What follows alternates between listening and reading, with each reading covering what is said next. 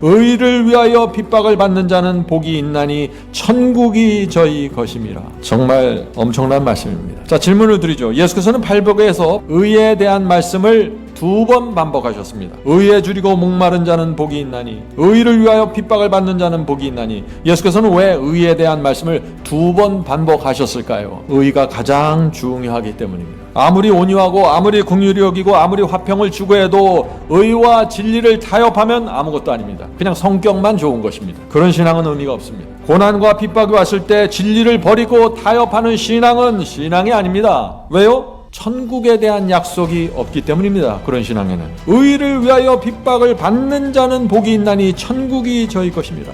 분명하죠? 핍박 속에서 의와 진리를 정확하게 세우지 않으면 천국은 없다는 것입니다. 우리 마음속에 정확하게 들어가 있어야 돼요. 그래야 핍박이 올 때 흔들리지 않는 것입니다. 진리가 말씀이 여러분의 마음속에 뇌 속에 정확하게 박혀야 됩니다. 그것이 우리 마음의 율법이 기록되는 경험입니다. 성도 여러분, 핍박과 외로움 속에서 진리와 의를 세우는 신앙을 가져야 됩니다. 이런 신앙이 아니면은 사탄이 공격할 때 견디지 못합니다. 예수께서는 핍박에 대한 놀라운 말씀을 하셨습니다. 요한복음 15장 18절부터 20절입니다. 세상이 너희를 미워하면 너희보다 나를 먼저 미워한 줄 알아. 너희가 세상에 속하였으면 세상이 자기 것을 사랑할 터이나 너희는 세상에 속한 자가 아니요 도리어 세상에서 택하심을 입은 자니 고로 세상이 너희를 미워하느니라. 세상에 속해 있으면 세상이 우리를 미워하지 않습니다. 그런데 우리가 세상에 속하지 않았으면 세상은 반드시 우리를 미워하고 충돌하게 되는 것입니다. 그러므로 우리가 세상을 버렸다면 세상에서 미움받고 핍박당하는 것이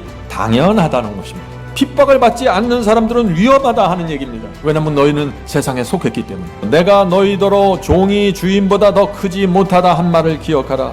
사람들이 나를 핍박하였은즉 너희도 핍박할 터이요. 너희가 나를 닮았으면 핍박받는다는 것입니다. 내가 핍박받았으니 너희도 핍박받는 것이 당연하다는 것입니다. 성도 여러분, 사탄은 주님을 충성스럽게 따르려고 하는 사람들을 조용히 살라고 내버려두지 않습니다. 우리가 이 핍박에 대한 진리를 정확하게 갖고 있어야 돼요. 오늘날 교회는 주님을 따르면 평강이 없고 은혜가 있고 복을 받는다고 말하죠. 맞는 말입니다. 그런데 전부는 아닙니다. 주님을 충성스럽게 따르고 말씀 그대로 순종하려고 하면은 핍박이 오는 것입니다. 바울이 그 말씀을 했죠. 디모데후서 3장 12절 무릇 그리스도 예수 안에서 경건하게 살고자 하는 자들은 핍박을 받으리라. 사탄은 왜 경건하게 살려고 하면 핍박을 하고 공격을 할까요? 열매 맺지 못하게 하기 위해서입니다. 제가 어렸을 때 친구들과 함께 주인이 없을 때 몰래 배를 따먹기 위해서 제가 친구들과 함께 과수원을 들어갔습니다. 언제 저희들이 들어갔을까요? 열매가 익어가는 모습을 보면 드디어 때가 됐구나 하고 들어가는 것입니다. 성도 여러분, 사탄도 마찬가지라는 것입니다. 교회 다니지만 마음대로 살면 사탄이 내버려둡니다. 공격하지 않아요. 그러나 경건하게 살겠다고 작정하기 시작하고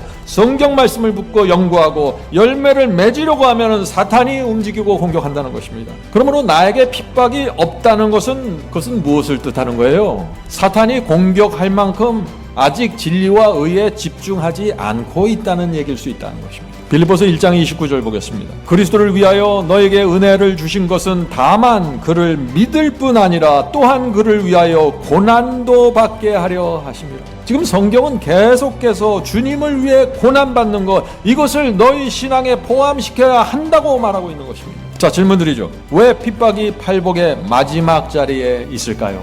의를 위해서 받는 핍박이 우리 그리스도인들에게 최고의 명예이기 때문입니다. 성도 여러분, 우리는 어떤 피조물을 위해서 받는 것이 아니라 창조주 하나님을 위해서 핍박받는 것입니다. 우주의 왕 하나님을 위해서 우리가 욕 얻어먹고 얻어맞는 것입니다. 그것은 우리에게 최고의 영예이고 영광이라는 것입니다. 이해가 되십니까? 벌레보다 못한 우리가 어떻게 감히 하나님을 위해 욕먹고 핍박받아요? 우리 같은 사람이 받는 것 그 자체가 놀라운 영광이라는 것입니다.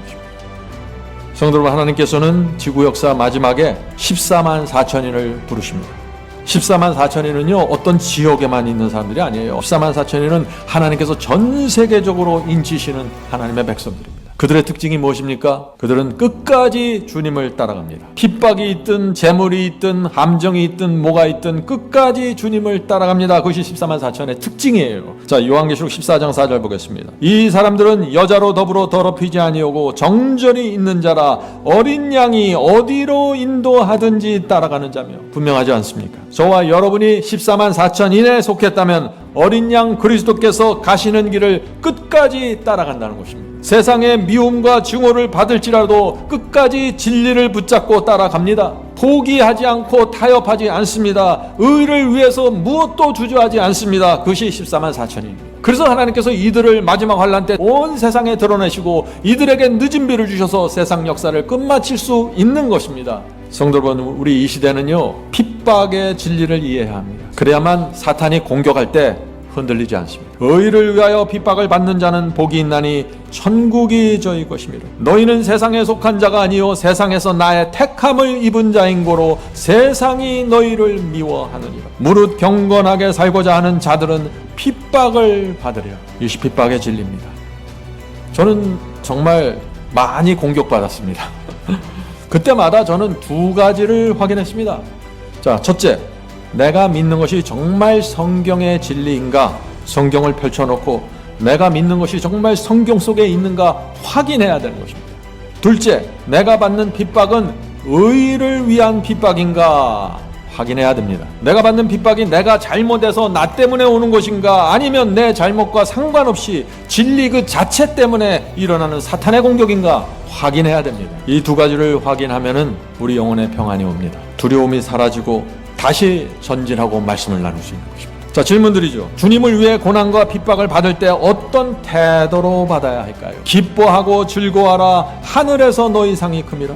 성도 여러분, 내가 진리를 믿고 올바른 결정을 했기 때문에 사람들이 나를 욕하고 핍박하고 거짓말까지 동원해서 나를 무너뜨리려고 할 때 어떻게 반응해야 된다고요?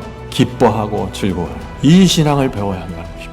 나를 괴롭히고 핍박하고 거짓말을 얽어매는데 어떻게 즐거워하고 기뻐할 수 있어요? 하늘에서 받을 상이 큼이라. 이것입니다. 핍박과 고난이 재미있어서 즐거워하는 것이 아니라 하늘에서 받을 상을 바라보니까 지금 받는 핍박이 감사하고 기쁜 것입니다. 그것이 믿음입니다. 믿음은 보이지 않는 것을 바라보는 것입니다. 왜 그렇게 기뻐하고 즐거워해야 되나요? 하나님과 그리스도와 성령께서 기뻐하시기 때문입니다. 사탄이 꼬리를 내리고 도망치는 것을 내가 보기 때문입니다. 그런데 문제는 어때요? 문제는 많은 경우에 우리의 감정과 정서가 이와 반대로 가죠.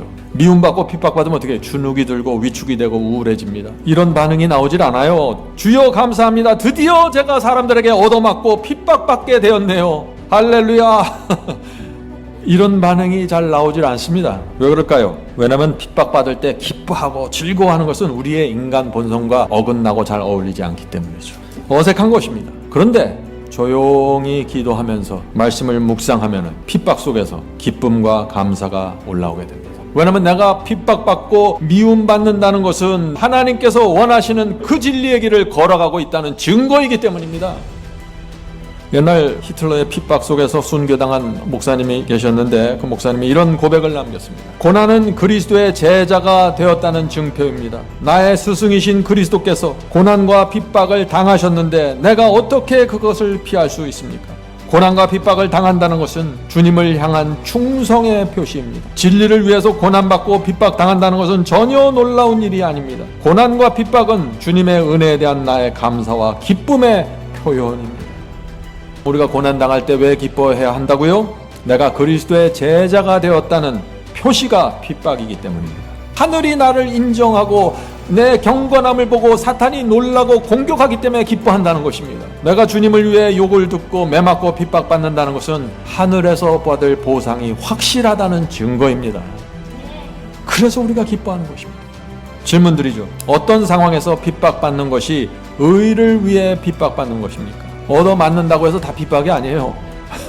내가 잘못해서 내가 문제가 있어서 얻어맞는 것은 핍박이 아닙니다. 내가 함부로 말하고 내가 무례했기 때문에 사람들이 나를 미워하고 따돌리는 것은 핍박이 아닙니다. 나는 선과 자비를 베풀었는데 사람들이 나를 욕하고 십자가에 매달면 그것은 의를 위한 핍박입니다. 나는 그리스도의 재림과 심판을 믿고 전파했기 때문에 욕을 먹고 미움을 받으면 그것은 의를 위한 핍박이 맞습니다. 내가 순종과 승리의 복음을 믿기 때문에 사람들의 미움을 받으면 그것은 의를 위해서 핍박받는 것입니다. 요한계시록 12장 17절 보겠습니다. 여기 마지막 시대 핍박의 대상이 되는 용의 공격 목표가 되는 분명한 한 무리가 나오죠. 용이 여자에게 분노하여 돌아가서 그 여자의 남은 자손 곧 하나님의 계명을 지키며 예수 증거를 가진 자들로 더불어 싸우려고 바다 모래 위에 섰더라. 성도 여러분, 누가 마지막 시대 사탄의 공격 목표입니까? 여자의 남은 자손, 하나님의 계명을 지키는 성도들입니다. 내가 여자의 남은 자손이 되기 위해서, 계명을 지키는 성도가 되기 위해서 핍박받고 미움받고 어려움 당하면 그것은 뭐예요? 의를 위해 핍박받는 자입니다. 주께서 여자의 남은 자손에게 약속을 주십니다. 어떤 약속이에요? 천국이 저희 것임이라 하늘에서 받을 너희 상이 크다. 성도 여러분, 여자의 남은 자손이 되어야 합니다. 그런데 이들은 용의 공격을 받는 사람들입니다. 그러나 하나님께서 이들에게 놀라운 보상을 주신다는 것입니다.